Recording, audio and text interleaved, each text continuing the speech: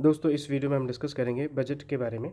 तो basic information जो भी हमें मालूम होना चाहिए बजट के कॉन्टेक्स्ट में, वो इस वीडियो में हम डिस्कस करेंगे।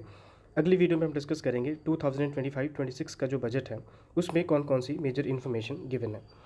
सबसे पहले देखिए, जब भी हम बजट की बात करते हैं तो बजट का सिंपल सा मतलब है, ये एक ऐसा डॉक्यूमेंट है गवर्नमेंट का जो कि रिसीट और एक्सपेंडिचर से रिलेटेड है। ठीक है, तो बजट आ चुका है और आपको पता है कि जब भी आप बजट देखते हो तो उसमें हम देखते हैं या तो पैसा आ रहा है जिसे हम रिसीट कहते हैं, या फिर पैसा किसी पर्पज़ के लिए हम खर्चा कर रहे हैं, उसको स्पेंड कर रहे हैं, जैसे हम एक्सपेंडिचर कहते हैं। तो बजट एक ऐसा डॉक्यूमेंट है जो कि गवर्नमेंट के रिसीट, इनकम और एक्सपेंडिचर, जहाँ पे इन्होंने खर्चा करना है, इससे रिलेटेड है। ठीक है, रिसीट मतलब कि गवर्नमेंट के पास पैसा आ रहा है, तो कैसे पैसा आएगा? टैक्सेशन से। ठीक है, नॉन टैक्सेस के जो सोर्सेस है वहाँ से आएगा। और एक्सपेंडिचर फिर आप देखते हैं कि गवर्नमेंट ने बहुत सारी स्कीम चलाई होती हैं। ठीक है, सैलरीज पे करना होता है, तो यहाँ पे जो पैसा खर्च होता है वो एक्सपेंडिचर वाला पोर्शन है। So basically budget is a document which deals with receipt and expenditure of the government. ठीक है जी, चलिए। अब बजट प्रिपेयर करने की जो रिस्पॉन्सिबिलिटी है वो किसकी है? वो है budget division of department of economic affair. ये भी काफ़ी इंपॉर्टेंट है, यहाँ से क्वेश्चन पूछा जा सकता है। जब हम बजट की बात करते हैं दोस्तों, तो इसके लिए कॉन्स्टिट्यूशनल प्रोविज़न क्या कहता है? तो क्या इसका मेंशन कॉन्स्टिट्यूशन के किसी प्रोविज़न में है? तो देखिए, यहाँ पे एक चीज़ आपने याद रखना है कि बजट वर्ड जो है ये कहीं पे भी यूज़ नहीं किया गया है कॉन्स्टिट्यूशन के किसी भी आर्टिकल में। ठीक है, लेकिन आपने याद रखना है कि बजट की जगह जो वर्ड यूज़ किया गया है कॉन्स्टिट्यूशन में, उसे हम कहते हैं एनुअल फाइनेंशियल स्टेटमेंट। ठीक है, उसे हम एनुअल फाइनेंशियल स्टेटमेंट कहते हैं। तो जिसे हम नॉर्मल लैंग्वेज में बजट कहते हैं, उसी को कॉन्स्टिट्यूशन की भाषा में एनुअल फाइनेंशियल स्टेटमेंट कहा जाता है। और ये प्रोविज़न कहाँ पे है दोस्तों? आर्टिकल 112 में है, 112 नंबर आर्टिकल। और यहाँ से डायरेक्ट क्वेश्चन पूछा जा सकता है कि एनुअल फाइनेंशियल स्टेटमेंट जो है ये किस आर्टिकल में मेंशन है? तो आर्टिकल 112 में मेंशन है। और सिमिलर अगर हम स्टेट के कॉन्टेक्स्ट में बात करें, स्टेट में भी तो बजट पेश किया जाता है, तो उस कॉन्टेक्स्ट में कॉन्स्टिट्यूशन के किस आर्टिकल में ऐसा प्रोविज़न मेंशन है? तो आर्टिकल है दोस्तों 202। ठीक है, तो ये दो आर्टिकल्स आपने याद रखना है। अब देखिए, कई बार ना पेपर में ये क्वेश्चन पूछा गया है, खास करके पंजाब के जो टेस्ट होते हैं वहाँ पे ये क्वेश्चन एक बार पूछा गया था कि बताओ जी, ये जो आर्टिकल 112 है, ठीक है, इसकी लैंग्वेज क्या है? ठीक है, लैंग्वेज अब देखो यहाँ पे क्या है, यहाँ पे लिखा है president cause to be laid before both the houses annual financial statement. ठीक है, मतलब कि ये प्रेसिडेंट ऑफ इंडिया की रिस्पॉन्सिबिलिटी है कि वो बजट को पेश करवाए। ये अब यहाँ पे इस लाइन को समझिए आप, बजट पेश कौन करता है? Finance minister. ठीक है, लेकिन ये किसकी रिस्पॉन्सिबिलिटी है कि इसको पेश करवाए? प्रेसिडेंट की। स्टेट के कॉन्टेक्स्ट में अगेन अगर क्वेश्चन आ जाए तो प्रेसिडेंट की जगह आ जाएगा गवर्नर एज पर आर्टिकल 202। तो ये लाइन काफ़ी इंपॉर्टेंट है, यहाँ से क्वेश्चन फ्रेम किया जा सकता है। ठीक है, अब ये कुछ टेक्निकल लाइन्स हैं, ठीक है, जो कि direct as it is verbatim पूछा जा सकता है पेपर में। ठीक है, अब यहाँ पे क्या लिखा है? No grant for demand shall be made except on the recommendation of the president. ठीक है, तो प्रेसिडेंट की अथॉरिटी के बिना, प्रेसिडेंट अगर रिकमेंड ना करे, ठीक है, तो किसी भी तरीके का कोई भी ग्रांट जो है इसके लिए डिमांड नहीं किया जा सकता। ठीक है, अच्छा, इसके बाद अगर कंसोलिडेटेड फंड ऑफ इंडिया से अगर पैसा निकालना चाहे गवर्नमेंट, तो क्या वो निकाल सकते हैं? बिल्कुल निकाल सकते हैं, लेकिन अप्रोप्रिएशन बिल जो है वो पास करवाना पड़ेगा। देखो, खर्चा करने के लिए आपको अप्रोप्रिएशन बिल पास करना पड़ेगा। आप अपनी मर्ज़ी से गवर्नमेंट कानून बनाए बिना किसी भी तरीके का कितना भी चाहे कोई पैसा क्यों ना हो यूज़ नहीं कर सकती, उसके लिए अप्रोप्रिएशन बिल बनाना पड़ेगा। तो क्या गवर्नमेंट के पास ये अथॉरिटी है कि वो अपनी मर्जी से किसी पे टैक्स इंपोज कर दे? तो नहीं। ठीक है, no tax shall be levied और collected except by authority of law. तो यहाँ पे अथॉरिटी ऑफ लॉ क्या है? तो कानून बनाना पड़ेगा। किस कानून की बात करें? Finance bill. खर्चा करना है अप्रोप्रिएशन बिल, पैसा इकट्ठा करना है थ्रू टैक्सेशन, उसको हम कहते हैं फाइनेंस बिल। ठीक है, और ये लास्ट लाइन में काफ़ी इंपॉर्टेंट है, Rajya Sabha has no power to vote on demand for grant. ये वर्बैटिम एग्जैक्टली यही लाइन रट्टा मार लो, डायरेक्ट पेपर में पूछा जा सकता है। ठीक है, तो इस स्लाइड से इतनी इन्फॉर्मेशन हमारे बहुत ही ज़्यादा काम की है। चलिए आगे बढ़ते हैं। तो 1924 का टाइम पीरियड आपने याद रखना है। 1924 में रेलवे बजट को जनरल बजट से सेपरेट किया गया था on the basis of recommendation given by Acworth committee. ठीक है, तो ये क्वेश्चन आ सकता है पेपर में कि रेलवे बजट को जनरल बजट से सेपरेट किया गया था इन द ईयर 1924। बताइए जी, किस कमेटी के रिकमेंडेशन के बेसिस पे ये किया गया था? So it was Acworth committee. ये नेम दोस्तों आपने याद रखना है। फिर अगेन अगर हम बात करें 2017 में इसको मर्ज कर दिया गया, तो ये भी क्वेश्चन आ सकता है कि in 1924 railway budget was separated from general budget on the basis of Acworth committee, again merge in 2017। वो किसके रिकमेंडेशन के बेसिस पे हुआ था? तो साथियों, इस कमेटी का नाम है विवेक देबरॉय कमेटी। ठीक है, तो ये इन्फॉर्मेशन भी काफ़ी इंपॉर्टेंट है। देखिए बजट के हिस्ट्री पे अगर हम नज़र डालें तो 1861 में पहली बार बजट इंडिया का पेश किया गया था, और किसने पेश किया था? जेम्स विल्सन ने। बजट दोस्तों फ्रेंच वर्ड बजट से आया है, जिसका मतलब है सैक, झोला एक, ठीक है। और पहली बार बजट भी किस देश में पेश किया गया था? So it was again France in the year 1803। ये इन्फॉर्मेशन काफ़ी इंपॉर्टेंट है। फिर अगर हम इंडिया की बात करें तो जैसे ही इंडिया आज़ाद हुआ तो आज़ाद भारत का पहला बजट किस बंदे ने पेश किया था? सो इट वाज आर के शानमुगन शेट्टी। ये नाम भी काफ़ी इंपॉर्टेंट है। इंडिया में सबसे ज़्यादा टाइम बजट प्रेजेंट करने का जो रिकॉर्ड है वो किसके पास है? मोरारजी देसाई के पास में है, दैट इज़ 10 टाइम्स। यहाँ से भी क्वेश्चन पूछा जा सकता है, ठीक है। तो ये एक एक इन्फॉर्मेशन काफ़ी हमारे काम की है। चलिए, तो बजट आखिरकार बनाया ही क्यों जाता है? बजट पेश ही क्यों किया जाता है? बजट के ऑब्जेक्टिव्स क्या हैं?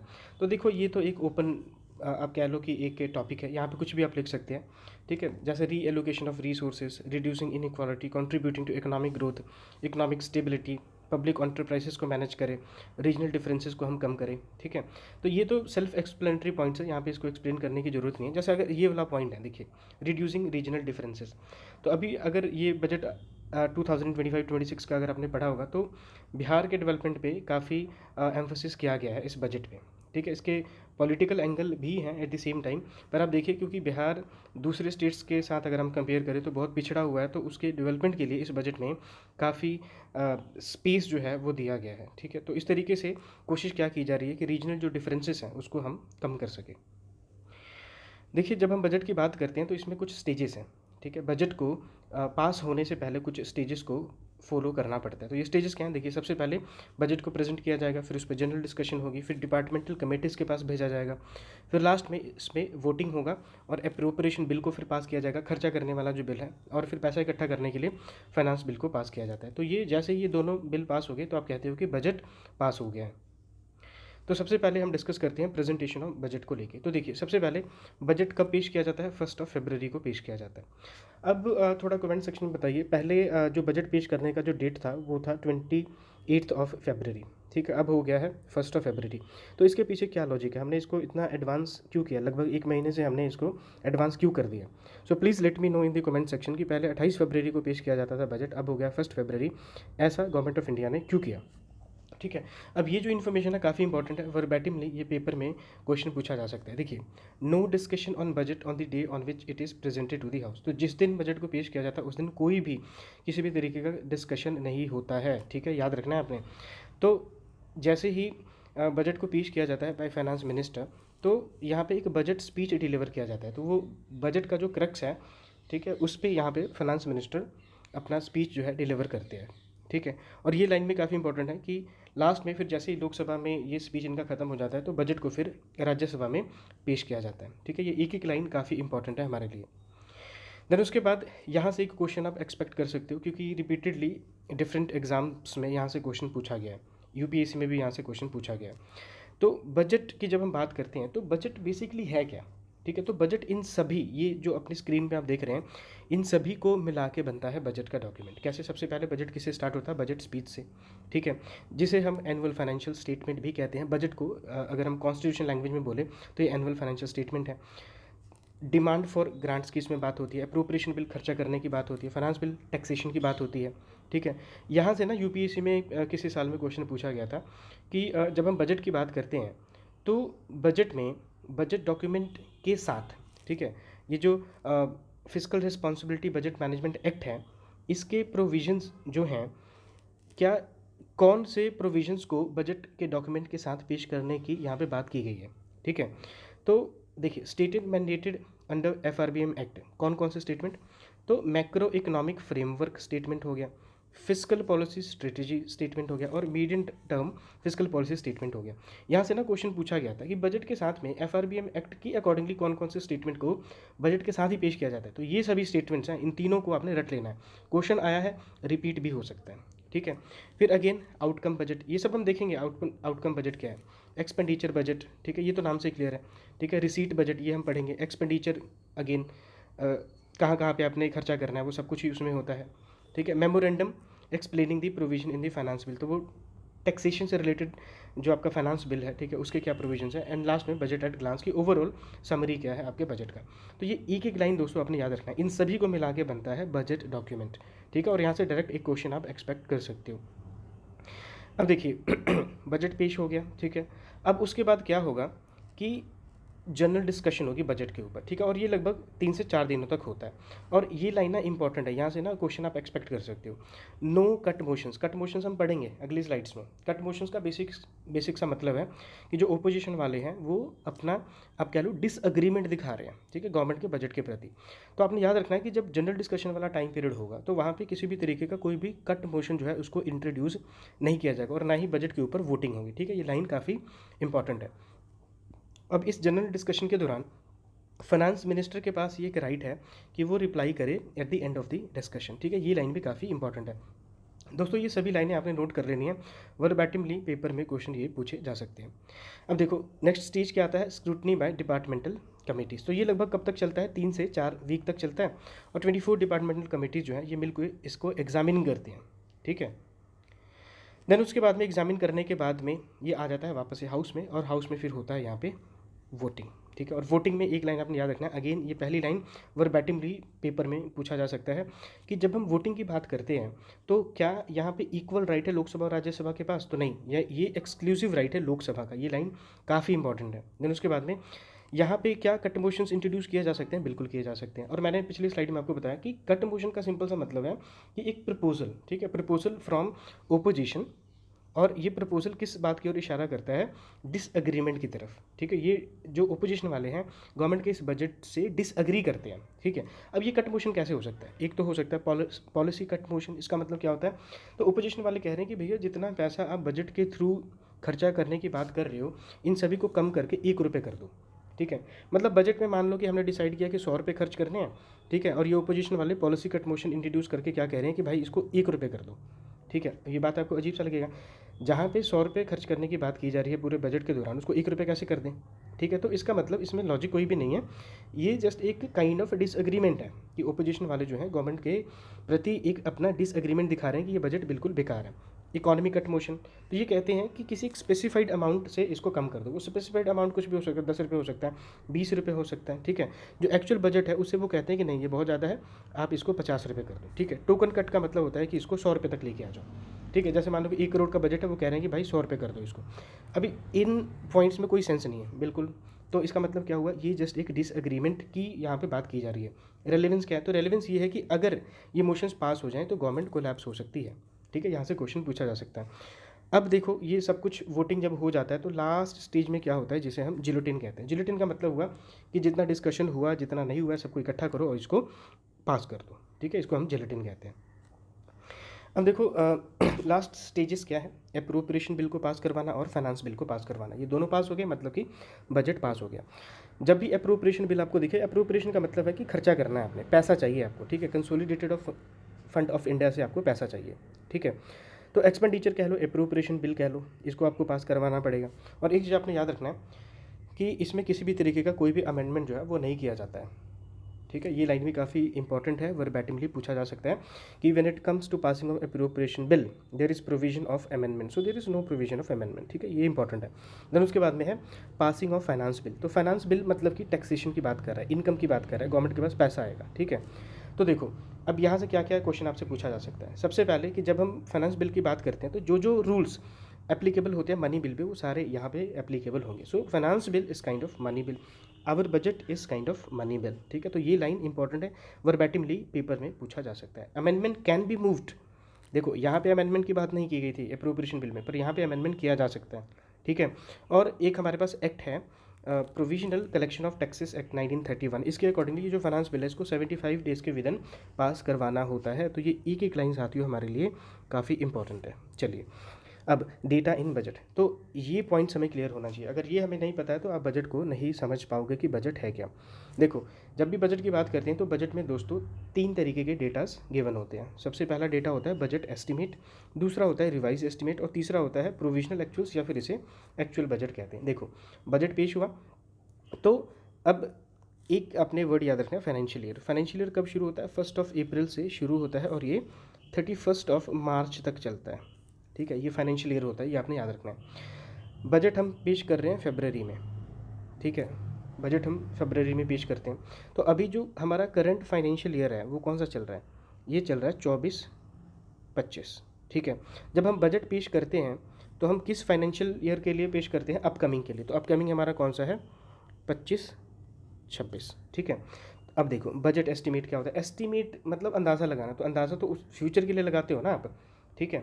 तो बजट एस्टिमेट क्या है, फॉर बजट ईयर, मतलब अभी अपकमिंग, यहाँ पे अपकमिंग में लिख सकते हो फॉर अपकमिंग बजट ईयर, ठीक है। तो अपकमिंग बजट ईयर क्या है हमारा, 25-26। तो बजट एस्टिमेट किसके साथ डील करता है, अपकमिंग बजट ईयर के साथ में, ठीक है। मतलब आने वाले समय में हमने टैक्स रेट कितना करना है, ठीक है, कौन कौन सी पॉलिसी इंट्रोड्यूस करनी है, नहीं हमने ऑन गोइंग जो आपकी पॉलिसीज है उसमें कितना पैसा देना है, कितना पैसा नहीं देना है, ठीक है। तो ये जो नंबर है ये कहाँ आपको देखने को मिलेगा, बजट एस्टिमेट्स में। उसके बाद होता है रिवाइज एस्टिमेट। तो रिवाइज आप किसको करते हो, जो ऑलरेडी चीज़ है, मतलब कि जो ऑलरेडी आपका करंट फाइनेंशियल ईयर चल रहा है, ठीक है, उसको रिवाइज करना। तो हम किसकी बात करें, अभी कौन सा फाइनेंशियल ईयर हमारा चल रहा है, 24-25 चल रहा है, ठीक है। 24-25 जो है ये कब खत्म होगा, 31 मार्च को खत्म होगा, अभी तो हम फरवरी में हैं, ठीक है। तो अब पिछले साल जब बजट पेश किया गया था 2024 में, तो वहाँ पे कुछ हमने बजट एस्टिमेट्स को इंट्रोड्यूस करे थे, ठीक है। अब लगभग 10-11 महीने हो चुके हैं, तो अब इसको वापस हम रिवाइज कर रहे हैं कि जो जो हमने प्रोविजंस इंट्रोड्यूस करे थे पिछले साल, ठीक है, उसमें हमने कितना अचीव किया, ठीक है, उसमें क्या क्या चेंजेस हमने विटनेस कर रहे हैं। तो ऐसे नंबर्स को हम क्या कहते हैं, रिवाइज एस्टिमेट, जो कि करंट फाइनेंशियल ईयर के साथ रिलेटेड है। ऐसे ही प्रोविजनल एक्चुअल्स या फिर एक्चुअल बजट क्या होता है, प्रीवियस फाइनेंशियल ईयर के साथ। तो वो फाइनेंशियल ईयर जो कि खत्म हो चुका है, तो उसी के लिए तो हमारे पास एक्चुअल बजट होगा ना, एक्चुअल नंबर्स हमारे पास होगा। तो ऐसा फाइनेंशियल ईयर जो कि ऑलरेडी खत्म हो चुका है, तो जैसे कि 23-24 हो गया, ठीक है, उसका जो डेटा हमारे पास एक्यूरेट है, कंप्लीट है, तो उसको हम क्या कहेंगे, एक्चुअल बजट कहेंगे, ठीक है। तो ये डेटा इन बजट जो है ये जरूर दोस्तों आपने याद रखना है। चलिए, तो जब हम बजट्स की बात करते हैं तो कितने टाइप्स के बजट्स हो सकते हैं, तो देखो या तो जीरो बेस बजट हो सकता है, परफॉर्मेंस हो सकता है, आउटकम हो सकता है, जेंडर बजट हो सकता है, बैलेंस बजट हो सकता है, सरप्लस हो सकता है और डेफिसिट बजट हो सकता है। देखिए जीरो बेस बजट का क्या मतलब हुआ कि बेस अब कुछ कंसीडर ही नहीं कर रहे हैं। जैसे मान लो कि एक ऑर्गेनाइजेशन है ए, ठीक है, गवर्नमेंट की तरफ से इसको हर साल 1 लाख रुपए एज ए बजट के रूप में इसको पेश किया दिया जा रहा था। तो पिछले 5 सालों से हर साल एक ऑर्गेनाइजेशन है ए जिसको कि गवर्नमेंट 1-1 लाख रुपए इसको हर साल बजट के रूप में प्रोवाइड कर रही थी, ठीक है। तो अभी जो नया बजट आएगा उसमें भी कितना मिलेगा, इसको 1 लाख रुपये मिलेगा। लेकिन यहाँ पे दिक्कत ये है कि अब इस ऑर्गेनाइजेशन को 1 लाख की ज़रूरत है कि नहीं है, ये कैसे पता चलेगा। क्या पता इसको 1 लाख की ज़रूरत अब ना हो, इसकी कोई ज़रूरत नहीं है पैसे की, ऐसा भी हो सकता है। तो ऐसे सिचुएशन में ये जो 1 लाख रुपये आ रहे हैं तो वेस्ट हो रहा है। तो हम क्या करते हैं, ज़ीरो बेस करते हैं कि पहले कितना मिला है पैसा, कितना नहीं मिला है उसको हम कंसिडर नहीं करेंगे, अभी कितनी ज़रूरत है, ठीक है, उसको स्टडी करने के बाद ही पैसा मिलेगा, उसको क्या कहते हैं, ज़ीरो बेस। तो बेस मतलब पहले से, तो पहले से कितना मिल रहा है उसको कंसिडर नहीं करना है। और एक बहुत अच्छा कॉन्सेप्ट हो सकता है बजट मेकिंग का। फिर ऐसे परफॉर्मेंस बजट, तो परफॉर्मेंस बजट में क्या है कि फिर आपको बताना पड़ता है, आपको पर्पस ऑब्जेक्टिव बताना पड़ता है कि किसके लिए आपको पैसा चाहिए, ठीक है। तो ये 1968 से चल रहा है, इनफैक्ट 2007-8 में इसको मर्ज कर दिया गया आउटकम बजट के साथ में। तो ये आउटकम बजट क्या है, तो भाई आउटकम बजट में ये होता है कि फिर आप जो पॉलिसीज़ आपने इंट्रोड्यूस करे हैं, ठीक है, परफॉर्मेंस बजट के रूप में, फिर आप उसको फिर एनालाइज भी करते हो कि भाई आपने जिस पर्पस के लिए, जिस ऑब्जेक्टिव के लिए बजट में पैसा एलोकेट किया, ग्राउंड रियलिटीज़ क्या कहती हैं। जैसे परफॉर्मेंस बजट में आपने लिखा कि भाई हमें इतना पैसा चाहिए, हमने 100 स्कूल बनाने हैं, ठीक है। अब आउटकम बजट का क्या मतलब होगा कि वहाँ पे जाके देखा जाएगा कि भाई स्कूल बनाए कि नहीं, वहाँ पे पढ़ाई हो रही है कि नहीं हो रही है, ठीक है, उससे क्या कहेंगे, आउटकम बजट। जेंडर बजट क्या होता है, जो कि जेंडर इक्वालिटी को प्रमोट करे। बैलेंस बजट क्या होगा देखो 100 रुपये इनकम है, मतलब कि फाइनेंस बिल इंट्रोड्यूस किया और उसमें लिखा कि भाई इनकम टैक्स मतलब डायरेक्ट टैक्स, इनडायरेक्ट टैक्स से हमारे पास 100 रुपये आएगा, ठीक है, नॉन टैक्सेस के रूप में भी 100 रुपये आएगा, ठीक है, और खर्चा भी हम गवर्नमेंट एक्सपेंडिचर के थ्रू 100 रुपये ही करेंगे। तो 100 रुपये कमाया, 100 रुपये उड़ाया, इसको क्या कहेंगे, बैलेंस बजट कहेंगे। सरप्लस क्या होगा कि 100 रुपये कमाया और 90 रुपीज़ खर्च किया, ठीक है। और डेफिसिट बजट क्या होगा कि 90 रुपये कमाया और 100 रुपये उड़ा दिया, इसको क्या कहेंगे, डेफिसिट बजट कहेंगे, ठीक है। तो ये टाइप्स ऑफ बजट हैं, इसके बारे में भी हमें मालूम होना चाहिए। उसके बाद में ये पोर्शन काफ़ी इंपॉर्टेंट है, यहाँ से भी डायरेक्टली एग्जाम में क्वेश्चन पूछे जाते हैं। कंपोनेंट ऑफ गवर्नमेंट बजट, देखो जी सबसे पहले रेवेन्यू बजट। जब भी हम कंपोनेंट ऑफ बजट की बात करते हैं तो दो वर्ड आपने याद रखना है, revenue budget and capital budget. ठीक है, रेवेन्यू बजट का सिंपल सा मतलब होता है जो कि शॉर्ट टर्म से रिलेटेड है। ठीक है, जो कि रेगुलर बेसिस पे पैसे आ रहे हैं या फिर जा रहे हैं। देखो, budget is all about income and expenditure. तो रेवेन्यू बजट क्या होगा? Revenue receipt and revenue expenditure. और रेवेन्यू बजट का बेसिकली मतलब होता है जो शॉर्ट टर्म बेसिस पे हो रहा है, जो रेगुलर बेसिस पे हो रहा है, फ्रिक्वेंट बेसिस पे हो रहा है। कैपिटल बजट क्या होता है? जो कि लॉन्ग टर्म बेसिस पे हो रहा है, ये रेगुलर बेसिस पे नहीं हो रहा है। ठीक है, कैपिटल बजट मतलब रेगुलर बेसिस पे नहीं, लॉन्ग टर्म में आपके पास पैसा आ रहा है या फिर लॉन्ग टर्म में पैसा आपसे जा रहा है। ठीक है, चलो, तो रेवेन्यू बजट की जब हम बात करते हैं तो रेवेन्यू मतलब शॉर्ट टर्म, तो शॉर्ट टर्म में या तो आपके पास पैसा आ रहा है जिसे हम रेवेन्यू रिसीट कहते हैं, या फिर पैसा जा रहा है जिसे हम रेवेन्यू एक्सपेंडिचर कहते हैं। देखो, रेवेन्यू रिसीट, तो रेवेन्यू रिसीट में क्या हो सकता है? टैक्सेस आ सकते हैं, तो डायरेक्ट इनडायरेक्ट ये सब टैक्सेस आ जाएंगे, नॉन टैक्सेस आ जाएंगे, फी फाइन पेनल्टी ये सब कुछ आ जाएगा। रेवेन्यू एक्सपेंडिचर क्या होगा? शॉर्ट टर्म में पैसा उड़ा रहे हो, जैसे कि सैलरी वगैरह हो गया। इसको और थोड़ा सा डिटेल में अगली स्लाइड्स में हम देखते हैं। और कैपिटल बजट क्या होगा? कैपिटल बजट में कैपिटल रिसीट होगा, कैपिटल एक्सपेंडिचर होगा। तो कैपिटल रिसीट मतलब कि लॉन्ग टर्म पे जो पैसा आ रहा है और लॉन्ग टर्म पे जो पैसा जा रहा है उसको हम कैपिटल बजट कहते हैं। चलिए इसको थोड़ा सा डिटेल में पढ़ते हैं। रेवेन्यू रिसीट, यहाँ से ना देखो वर्बैटिमली क्वेश्चन पूछे गए हैं अलग अलग पेपर में। रेवेन्यू रिसीट का क्या मतलब हुआ? वैसे तो हमने पीछे पढ़ ही लिया है। ठीक है, ये लाइन आपने याद रखना है कि जब भी हम रेवेन्यू रिसीट और रेवेन्यू एक्सपेंडिचर की बात करते हैं तो ये डायरेक्ट तरीके से किसी भी तरीके की गवर्नमेंट की एसेट और लाइबिलिटी को अफेक्ट नहीं करते हैं। It do not have direct impact on asset and liability of the government. देखो एग्जाम्पल कंसीडर करते हैं। ठीक है, जैसे हम रेवेन्यू रिसीट की बात करते हैं तो टैक्स से पैसा आ रहा है। ठीक है, आप इनकम टैक्स पे करें, गवर्नमेंट के पास पैसा चल गया। अब मेरे को ये बताओ कि इससे गवर्नमेंट की लाइबिलिटी जो है बढ़ती है, कम होती है, कि इसका डायरेक्ट लिंक है? भाई एक बार आपने टैक्स दे दिया, आपको अगले साल भी देना पड़ेगा। ठीक है ना, तो इंडिविजुअल की भी लाइबिलिटी इधर कम होती है अगर देखा जाए तो। ठीक है, और गवर्नमेंट का तो यहाँ पे सीधा कोई कनेक्शन ही नहीं है। ठीक है, पैसा खर्च कर रहे हो तो सैलरी के रूप में दे रहे हो, तो इसका लाइबिलिटी गवर्नमेंट की थोड़ी खत्म हो रही है, सैलरी तो आपको देनी ही पड़ेगी ना। ठीक है, और ना ही आपके किसी तरीके के कोई एसेट कम हो रहे हैं। तो दोस्तों याद रखना आपने, यहाँ से डायरेक्ट पेपर में क्वेश्चन पूछा जाता है कि जब भी हम रेवेन्यू रिसीट और रेवेन्यू एक्सपेंडिचर की बात करते हैं तो उसका कोई भी डायरेक्ट इंपैक्ट नहीं है गवर्नमेंट के एसेट को लेकर और गवर्नमेंट की लाइबिलिटी को लेकर। ठीक है, ये लाइन बहुत ही ज़्यादा इंपॉर्टेंट है, आपने याद रखना है। अब जब हम बात करते हैं कैपिटल रिसीट और कैपिटल एक्सपेंडिचर की, तो ये अफेक्ट करते हैं। ठीक है, देखो सबसे पहले कैपिटल रिसीट, लॉन्ग टर्म में पैसा आपके पास आ रहा है। एग्जाम्पल पहला कंसिडर करते हैं डिसइन्वेस्टमेंट। डिसइन्वेस्टमेंट क्या है? कि गवर्नमेंट की कोई एक ऑर्गेनाइजेशन है मान लो। ठीक है, गवर्नमेंट ने इस ऑर्गेनाइजेशन को बेच दिया, इसको क्या कहेंगे? डिसइन्वेस्टमेंट कहेंगे। बेचेंगे तो पैसा आएगा ना, तो पैसा तो आ गया, लेकिन एट द सेम टाइम इसके चलते हुआ क्या कि एसेट कम हो गया गवर्नमेंट का। ये एसेट था ना गवर्नमेंट का, ये कम हो गया। तो कैपिटल रिसीट में आपके एसेट जो हैं वो डिक्रीज हो सकते हैं। ऐसा कोई भी कॉन्सेप्ट रेवेन्यू रिसीट और रेवेन्यू एक्सपेंडिचर में नहीं था। ये बहुत इंपॉर्टेंट पॉइंट है। और at the same time increase in government liability, government की लाइबिलिटी बढ़ भी सकती है। कैसे? अगर लोन ले लिया। ठीक है, तो गवर्नमेंट ने अगर लोन ले लिया तो है तो रिसीट ना, पैसा आ रहा है, और लोन बार बार तो लेते नहीं है, रेगुलर बेसिस पे नहीं लेते हैं, कभी कभी लेना पड़ता है, तो लॉन्ग टर्म है मतलब कैपिटल रिसीट है। लेकिन एक बार पैसा लेते हो तो वापस भी तो करना पड़ेगा, मतलब कि आपकी लाइबिलिटी भी गवर्नमेंट की बढ़ रही है। ठीक है, तो यहाँ से ना डायरेक्ट पेपर में क्वेश्चन पूछे जाते हैं, भाई कैपिटल रिसीट रेवेन्यू रिसीट का जो नेचर है इसके बारे में बताइए। फिर ऐसे ही अगर हम बात करें तो capital expenditure, long term basis पे पैसा खर्च कर रहे हो। ठीक है, तो अब इससे क्या आप एसेट क्रिएट कर सकते हो। इंफ्रास्ट्रक्चर एग्जांपल हो गया, हॉस्पिटल बना रहे हो, एसेट बन रहा है ना। कॉलेजेस बना रहे हो, एसेट बन रहा है। ब्रिजेस बना रहे हो, आपके एसेट्स बन रहे हैं। आपकी लाइबिलिटी कम हो सकती है। कैसे? आप जो आपने लोन लिया था उसको चुकाना शुरू कर दो। ठीक है, तो एक्सपेंडिचर है ना, खर्चा ही कर रहे हो और आपकी लाइबिलिटी भी कम हो रही है। ठीक है, तो ये स्लाइड काफ़ी इंपॉर्टेंट है दोस्तों, यहाँ से डायरेक्ट पेपर में क्वेश्चन पूछे जाते हैं, इसको जरूर आपने याद रखना है। अब एक काफ़ी इंपॉर्टेंट पॉइंट है, वोट ऑन अकाउंट क्या होता है। यहाँ से क्वेश्चन पूछा जा सकता है, वोट ऑन अकाउंट है क्या। देखो फाइनेंशियल ईयर मैंने आपको बताया ये कब शुरू होता है, ये 1 अप्रैल से शुरू होता है। ठीक है, और फाइनेंशियल ईयर ख़त्म कब होता है? ये 31 मार्च को ख़त्म होता है। ठीक है, क्या हो अगर आपका बजट 31 मार्च तक पास ही ना हो? अगर बजट पास ना हो तो नए फाइनेंशियल ईयर जो कि 1 अप्रैल से ही शुरू हो जाएगा, उसके लिए आपके पास पैसा कहाँ से आएगा? तो इसी का ये जुगाड़ है जिसे हम वोट ऑन अकाउंट कहते हैं। ठीक है, कि जब तक आपका एक्चुअल बजट पास ना हो जाए, गवर्नमेंट को चलाने के लिए आपको पैसा चाहिए, वो पैसा किसके थ्रू आएगा? वोट ऑन अकाउंट के थ्रू होगा। ठीक है, ये यूजुअली कब तक होता है? 2 महीने तक। ठीक है, मतलब कि अप्रैल मई तक, माफ़ कीजिएगा, 2 महीने तक, यहाँ तक तो बजट किसी भी तरीके से पास हो ही जाएगा। तो टोटल जितना बजट है ना उसका 1/6 पार्ट जो है इसके तहत आप खर्च कर सकते हो, ठीक है। और यहाँ पे सिर्फ और सिर्फ ज़रूरत होती है लोकसभा के अप्रूवल की, राज्यसभा का कोई भी रोल नहीं है। और ये सिर्फ और सिर्फ एक्सपेंडिचर से डील करता है, टैक्सेशन से इनकमिंग मनी जो है इसके साथ इसका कोई भी कनेक्शन नहीं है। इतनी इन्फॉर्मेशन मोर देन सफिशिएंट है वोट ऑन अकाउंट को लेके। फिर एंटरिम बजट क्या होता है, तो जब भी इलेक्शन ईयर होता है साथियों, उस साल जो बजट पेश किया जाता है उसको एंटरिम बजट कहते हैं। और ये इनकम और एक्सपेंडिचर दोनों के साथ डील करता है, आपने याद रखना है। और इसको कंटिन्यू किया जा सकता है as a full fledge budget, ठीक है।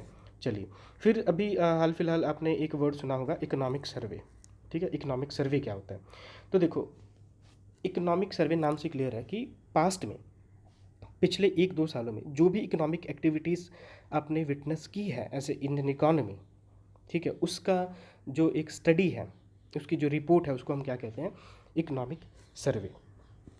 बजट के पहले पेश किया जाता है कि बाद में, तो पहले पेश किया जाता है। यहाँ से क्वेश्चन आ सकता है कौन प्रिपेयर करता है, तो economic division, department of economic affair under the guidance of chief economic adviser. तो दोस्तों अगर यहाँ तक आपने वीडियो देखी है तो please let me know in the comment section कि अभी करंट चीफ इकोनॉमिक एडवाइज़र कौन है। क्या बाइंडिंग होती है गवर्नमेंट पे, तो बाइंडिंग नहीं होती है। पहली बार पेश किया गया था 1950-51 और 1964 तक दोस्तों इसको बजट के साथ में ही पेश किया गया था, ठीक है। लेकिन उसके बाद में इसको सेपरेट कर दिया गया और आज के टाइम में ये बजट से पहले पेश किया जाता है। So thank you for watching, keep learning, keep growing. जय हिंद।